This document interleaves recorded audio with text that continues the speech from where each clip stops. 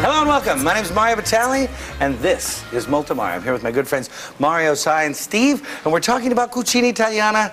We're talking more specifically today about the cooking of Venice. Today's show is Chicken on the Islands, as kind of a little talk about how the Venetians are much more fond of poultry than of large animals when they like to eat. We're going to make something with a catfish, then we're going to make a little hard pasta with some chicken gizzards, and then we're going to make a beautiful rolled stuffed boneless chicken that will take your breath away. Exactly. Now, the first thing here is we're going to get some catfish fillets. Catfish is a very easy to find fish in America. It's farmed to great success. It's absolutely delicious. If you can't find it, don't fret. Get trout, get whatever. The most important ingredient in any Italian seafood dish is the freshness of the fish, not the specifics of the fish. So what we're going to do is we're going to take some fillets, and I'm just going to score them. I'm going to take the knife, and on the back of the skin here, just do little cuts. And what that does is it causes it to cook a little bit more quickly on the skin side, which has a little bit more fat and can slow it down. The Italians are not that fond of trendy American-style medium rare fish. They eat all their fish completely cooked through. So we want to make sure that we do cook it through. And to do that, we like to just lay those guys in like so. Would you usually cook catfish all the way through? Or? I would cook it until it was still moist and succulent. Yeah, but yeah, all the way through. Certainly not rare like tuna or like salmon. Yeah. But I would not cook it completely through. It would be considered a little under for Italians. And that's all right. But in this case, I'm going to cook it all the way through because on this show, we like to do things just like they do in Italy. Right. So now, I've got some onions, and this is called Pescegatto in Dolceforte, which is kind of the Venetian way of calling it sweet and sour. And what we're going to do is we're going to take some onions and cook them with our fish. I'm cutting them into half moons because the important part of this dish is the fact that these onions are going to be almost kind of like pickles. And you'll see this in a lot of Venetian food. Fegato alla veneziana, the calf's liver cooked with onions and a little bit of vinegar is traditionally done like that. So I'm going to season those onions because I want to soften them. And then I'm going to add at the same time about a half cup of raisins. You could use currants, you could use sultanas, whatever you want. These are fresh. They have a little bit of a chew to them. That's eventually going to give itself up because as you're soon to see, this fish is going to be cooked and then more or less preserved in an acidic bath that almost pickles it. So they love this dish because they want it to be served kind of in the afternoon. If you've ever been to Venice, one of the big things about Venice is that they go to these things called baccari. A baccaro is a bar that they serve a lot of kind of heavy snacks in, but not full-on meals. And they'll go there and they'll have what's called an ombra. You ask for a little glass of wine in Venice. You don't ask for un bicchiere, although you could. You would say un'ombra di ros, and that means a little shadow of red, which means, in their opinion, a small glass of red wine, obviously local. In these bars, there's no seats, there's stand-ups, but on the bar, where generally the bartenders are hanging out, there's just all these plates of food, whether it's sweets, because they have a huge predilection for really enjoying their sweets, but there's also all kinds of like stuffed little baby squid and stuff, and little fried meatballs, and all kinds of stuff, and up to and including this pescegatto in Dolceforte, which is kind of a cool thing. But their whole culture tends to be much more involved in snacking than it does to be in like the 9-course meals. Of course, in the time of the Doge, big 9-course meals was part of the game as well. Now, in addition to that, we've got our catfish going here, and I want it to be good. I want it to cook all the way through. The next thing we're going to deal with are these beautiful chicken gizzards. What we're going to do is just give them all a little bit of a chop or a cut in half. This is the same kind of thing you see in the grocery store. They cost about $1, not even $1 a pound. They're really great, and the beautiful thing about them is that the Italians, when they kill a pig or a cow or a chicken, would never throw anything away. The whole idea of them is absolutely despicable to waste anything, and that's just because that's the kind of people they are. So Mario, what exactly are gizzards? Gizzards what are chicken gizzards? They're the regali. They're the sweet little gifts, as they're referred to. They're the stomach and the liver and not the kidney and the heart. So those are all the three. And you know, when you buy a chicken at the grocery store, it comes with a little like folded up piece of paper inside there with all the gizzards. Well, we're not using the liver in this case. We're just using the stomachs and the heart. And they're absolutely delicious this way. We're going to make a pasta sauce out of them just by starting them cooking. I've got a little bit of scallions in there, just extra virgin olive oil. And now I'm going to take our fish, which is now cooked through on that one side, and I'm going to add the Dolceforte part. The forte is the vinegar. I'm going to add about a cup of vinegar. I'm going to add a little pinch of hot chilies, and I'm going to add just about the same amount of wine as plain old ordinary white sugar.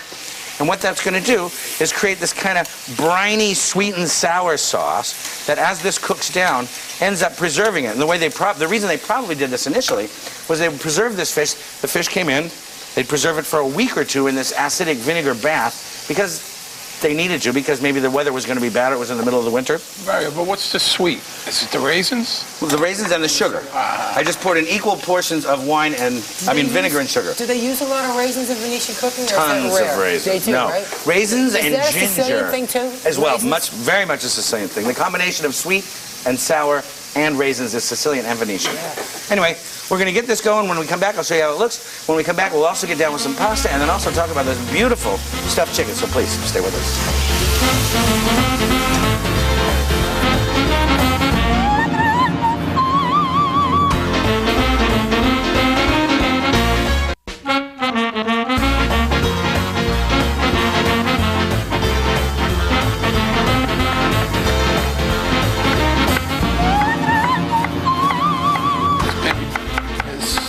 Hey, welcome back. Now the gizzards are cooking away. I'm gonna get some sweet Spanish onion and stir that in and cook that until they just start to set apart. And then the entire sauce ingredient list is gonna be 5. The oil, the scallion, the gizzards, the onion, and a little bit of red wine. And this sauce is gonna be austere and yet magnificent. Now, we've got our fish fully cooked here, and what you'll do is you'll take it off like so, and if you wanted to preserve it, you'd put it in some kind of a little terracotta thing, but since you just want to serve it to your friends, you want to drizzle a little bit over, but you spend all your time making sure that you've preserved that beautiful skin so you don't coat the whole thing. You just kind of cover it up a little bit, and although there's no red here, I'd have to say this is almost looking as good as a Titian painting. More Venetian stuff, guys. Yeah. And then you just pour it over like so. That smells great. That smells great, man. And then to serve it, you just bring it to the table like that. Now, at this point, you may want to serve this at room temperature. You could even serve it cool, and you would just toss it in the fridge, submerged in this beautiful little Dolceforte. Mario, if you could go ahead and serve that Why, up. certainly. Here's your spatula, and here's your plate. Oh, art thou a Capulet or art thou a Montague? There you go. He's living Venetian, baby. yeah. That's right, baby. When in Venice. That's right. Now, I've got my onions going back here, and I'm just slowly softening those little guys. I'm going to add a little bit of salt so that they start to give up their liquid, which is exactly what we want. And then we're going to deal Right. with our chicken. Now, the chicken. You go to the grocery store, you ask your butcher. You ask your chicken. All right, so you talk to the chicken too. Okay. I've talked to my chicken more than once. Exactly. Well, in this case, you're going to ask him to take the bones out of one of his brethren. They'll reach in there and they can make this a boneless chicken by taking out the breast, by going in there with a sharp knife and just pulling it out. If they didn't want to do that, all you would have to do is buy a whole chicken and just cut down the back with the poultry scissors, remove the spine itself, and then with a knife, just kind of reach around and slide it and slice it apart. But it is not that hard for a butcher to do. I was going to say, the bones on it look a little floppy. Exactly. And you know your floppy chickens, I'll tell you that. I sure do. So now, to make our filling, we're going to take 3 kinds of pork. We're going to take some sausage that I bought just like I normally do at the grocery store, but I'm going to take it out of the casing. And the way you do that is you just put a little slit in that casing and then just squeeze it out. The reason we do that is because we love the flavor of that seasoned pork, but we don't want to chop it up and have it look like sausage. So it's going to look almost like, this is going to look like kind of like a veal roll. This is going to look like something from a buffet that when you carve it, you get these beautiful slices of the chicken crisp on the outside and this cool meat on the inside as well as there's eggs. So now I've got the sausage, I've got prosciutto cotto, which is regular old ham. I've got ground veal. I'm going to take a little bit of salt. I'm going to take a little bit of grated Asiago, and I'm just going to mix that whole thing up. If you wanted this to stay really, really kind of homogeneous inside, you might want to add an egg or something like that. But I've found that basically once you cook it inside here and cook it all the way through, the whole thing ends up looking like one slice as opposed to anything else.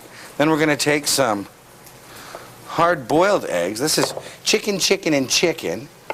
And we're going to actually put these inside so that when we carve it, it becomes something really cool. Now, when you're cooking, you have to also think in the auditory sense. What do I hear? Does it sound like my onions and gizzards are just about to burn? Well, in fact, it does. So what do? I go over there and I put the fire out with a little valpolicella, because that's what I wanted to do. But it's amazing that if you're thinking, and that brings me to another point about Venice.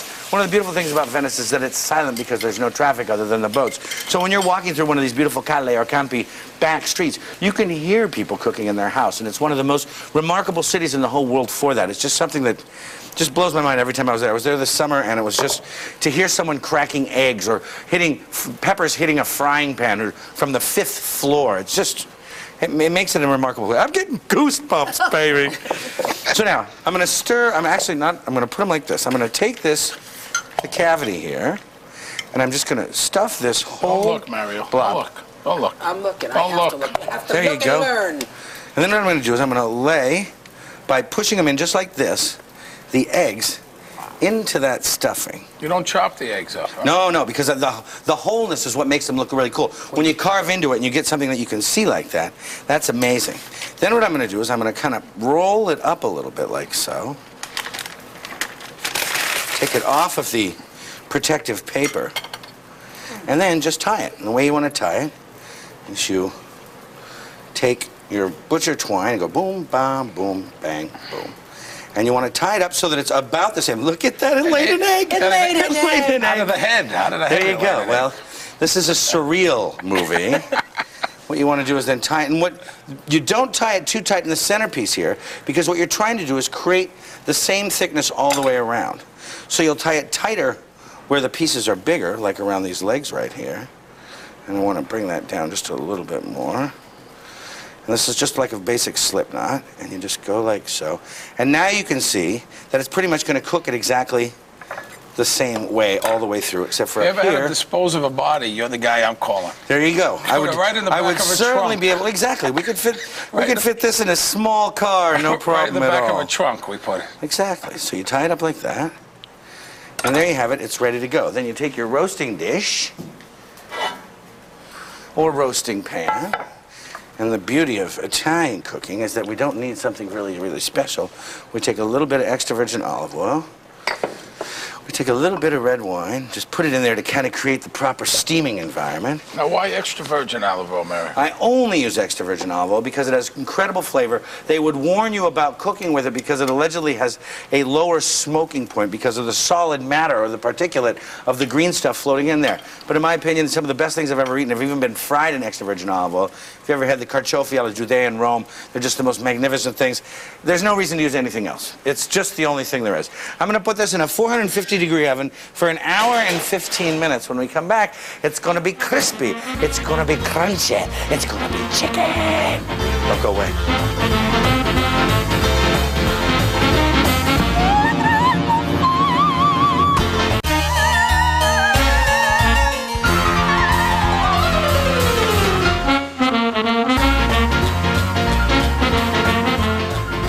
Hey, welcome back. Now I've got about 2 tablespoons of tomato paste that I'm stirring in here.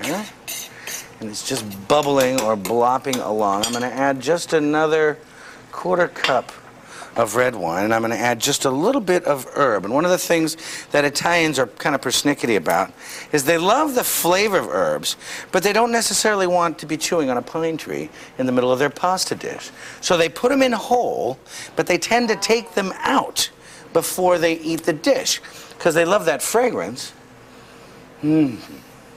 Sage, a couple of fresh bay leaves. Bless you. Excuse me. Well, You're allergic to sage? Bless I you don't again. think so. There you A go. little spice went up my nose There there. you go. It'll happen, you know. It's funny you should mention that. But the Venetian spice trade is one of the big things that brought them into total world command. Now we're going to talk about a beautiful little side dish made with acorn squash, butternut squash, whatever kind of squash, pumpkin, whatever you have. the trick is to treat it very, very simply. We're going to cut this, and I'm only going to use this top half, and we're going to create a little saute of zucca. That's called zucca in agro, and it's basically very similar to that fish dish, the pescegatto that we just did, in that there's going to be sweet and sour, there's going to be scions, but strangely enough at the end, it's going to be finished with mint. The trick in making a dish like this, and it would be perfectly served with our chicken, is cutting the pieces in the same size so that they don't break apart, because the difference between very nearly cooked and totally cooked squash is about 1.5 minutes, and what would happen is that you'd get something that more looked like it was beaten up and falling apart, when we want to be able to, as much as possible, retain the integrity of each individual piece, right? So that it looks good and tastes good. So now I'm cutting them into about the same sizes. And what we're going to do is heat up, oops, there's something for the cat. Heat up a little extra virgin olive oil. And then just toss these guys right in there. And we want to allow them to start cooking before we add any of our sweetening or acidifying agents. But at this point, we really want to add some scallions and quite a bit of nutmeg. It looks like the breeze is blowing in off the Adriatic there, so kind of tossing the stuff out. Close the window in the palazzo, Mr. Doge. Basically, you want to get it in. One of the things that you'll find is that Venice, for all of its spice trade, started by Marco Polo, has a lot of very interesting, what I like to consider the cookie spices in a lot of their savory dishes.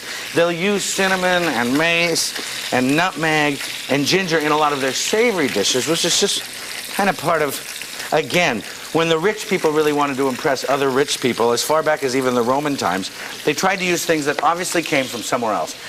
That was the whole idea behind the Venetian culture as well. So they would import things at great expense to impress their friends. And if you think about where on earth they're having a magnificent party, if you've been down the Grand Canal, there are just these magnificent buildings. At least the facade is magnificent. And then you just have these beautiful, huge, high-ceiling court houses and magnificent courtyards with beautiful kind of fountains and all that stuff. So this is going to take about 7 or 8 minutes to become just about the right texture. What I'm going to do now is add just a little bit of honey and a tiny sprinkle of sugar. Not too much, because I don't want it to become too caramelized before it's fully cooked through. But just like a teaspoon there. And I'm going to let it sit there for a minute before I toss the pan, because I want it to start to become absorbed. Then when I toss that pan, the sugar won't just fall off and become caramel in the pan. It'll just stay right where it's supposed to be. So is this going to turn out, this dish going to turn out really sweet or no? No, you watch. It's going to be, because I'm going to finish it at the very last second with a splash of vinegar. So it's going to be sweet and sour at the same time. Now I've got pasta here.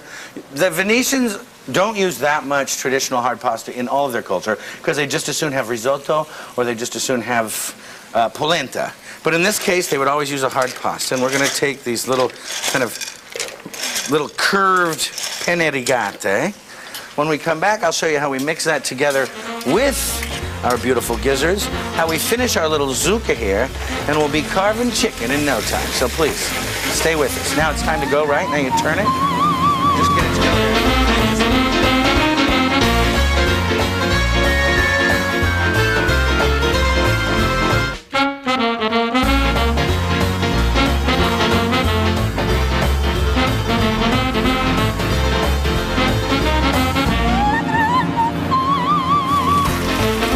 Welcome back.